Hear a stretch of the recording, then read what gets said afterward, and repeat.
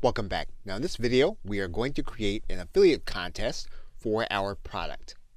In order to do that, we're going to go to the affiliate contest tab inside of the vendor menu. Now when we get to the affiliate contest tab, what we're going to do is we're going to click this new contest button. That's going to open up our contest dialog. So we're going to select a particular offer.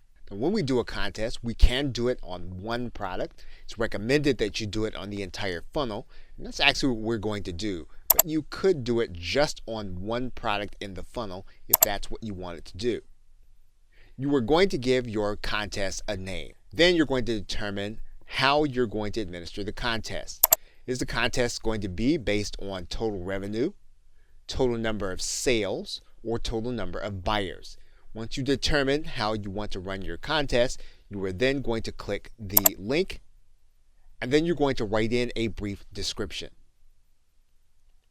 You will give your contest a start date and end date. Then you'll want to determine how many winners there are actually going to be and how many people will actually be getting prize money, because the number of winners will display in your contest view. So you can determine that there could be 5 total winners. And then what you want to do is you want to determine how many individuals will be displayed. You can display 10, but only 5 will be winners. And you'll see that in the contest view. If you want to keep your contest public, you can turn this on. If you want to keep it private, you can turn this off.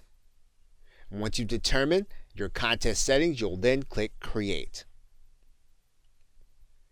And then your contest is set to begin. Now let's take a look at a contest so you'll know how a contest actually looks.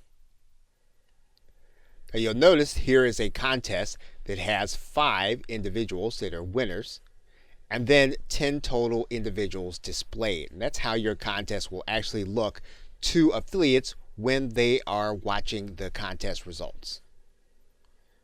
Okay, so with that, thanks, and I will see you in another video.